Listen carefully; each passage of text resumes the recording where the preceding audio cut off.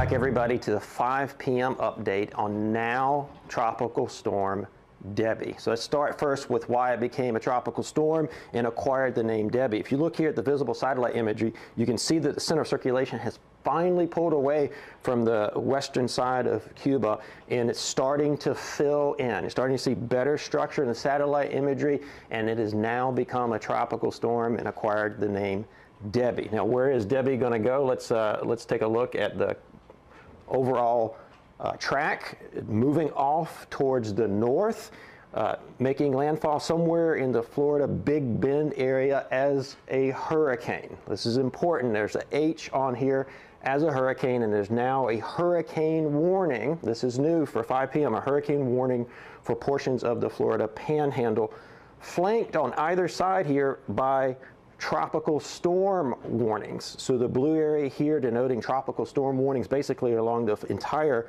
Florida west coast. Now, this is the poster child for not focusing on the cone. Look how far these watches and warnings extend outside of the cone, and maybe you're asking yourself why. Well, this orange area down here denotes the current size of the tropical storm force winds. See how it's sort of skewed off to the right here. So if you sort of march those tropical storm force winds along the center of the cone or even to the east side of the cone, you can see how it's going to scrape the west side of the Florida Peninsula, producing tropical storm force winds. So even if you're out of the cone, if you're in this colored area, you have to take this seriously for a host of hazards, not just the wind. And we'll come back to the other hazards in a second. Now, what happens after it moves over the Florida Panhandle, northern Florida here? It moves up in here somewhere over the southeast United States coast or just offshore and basically slows down to a crawl or even stalls. Now, this is not good regardless of the strength that it may have out here, and we'll come back to that in a second. So let's look at, we also have now a storm surge warning in effect for, again, portions of the Florida Panhandle. This darker purple here is a storm surge warning, and this is the reason some of you may have been asked to evacuate. Some of you are under evacuation orders. If you are under those evacuation orders, it is time to take those seriously because we evacuate for storm surge. In terms of the maximum storm surge, you start to see why you're under a storm surge warning. Some of these values have increased over the last 24 hours as it became clearer and clearer that Debby was going to become a hurricane before making landfall. You can see here some of the areas up here, the nature coast of Florida, Big Bend, 4 to 7 feet. 4 to 7 feet. Now, I stand 6 feet tall, so that's potentially over my head. You can see why evacuations are in play for this area. Now, that's not the only hazard we got to worry about. I said earlier that it's going to get up in here somewhere over the southeast United States or just off the coast and basically slow down or stall. This, if this materializes, this is going to be a big rain event and a big flooding event. This is a classic case of why you cannot focus on the wind speed or the peak wind intensity of the Saffir-Simpson scale. A lot of you are going to see this and say it's just a tropical storm, and that's going to be a mistake because as it slows to a crawl or moves very, very slowly here, it's just going to dump a lot of rain, and especially if you're in this red area here. This red area here, big risk of flooding. So big risk of flooding starting as soon as Monday, lasting several days next week. Why? Look at how much rain we could potentially get out of this system.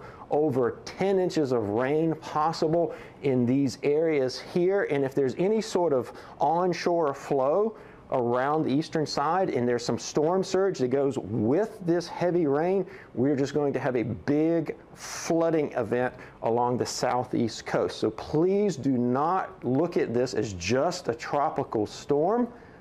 This has the potential to be a major flood event for somebody here in the southeast. Obviously, the details are yet to be determined, but this is why we need you to stay tuned frequently through the weekend. Come back, we'll have more live streams for you tomorrow at 11 and 5 p.m. again.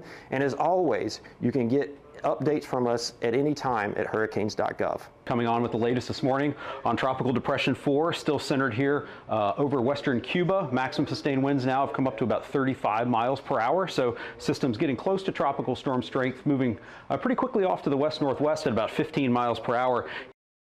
We now have a storm surge warning in effect for portions of the Florida Gulf Coast, all the way from Arapica down to up to Asilla River. And in this region here, we are expecting somewhere in that area of 3 to 5 feet of inundation above ground level.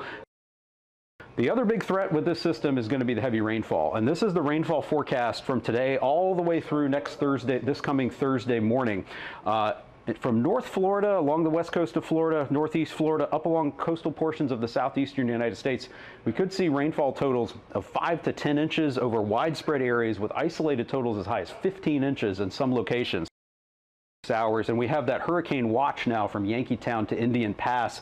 Anywhere in those areas needs to be prepared for the possibility of hurricane conditions late Sunday night into Monday morning, as we are expecting this system to become a tropical storm and make landfall at or near hurricane intensity early Monday, and then move inland very slowly. Now you see the motion all the way from Monday through Thursday, takes the center of the system slowly across North Florida, coastal Georgia, and then we could see a stall or a meandering motion around coastal portions of the southeastern United States. So that's going to exacerbate not just the rainfall risk, but also the potential for storm surge and some strong winds.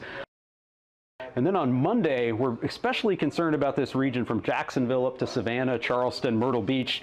That's where we have a level 3 out of 4 risk for the potential for very considerable flash flooding from Monday morning into Tuesday morning within this region.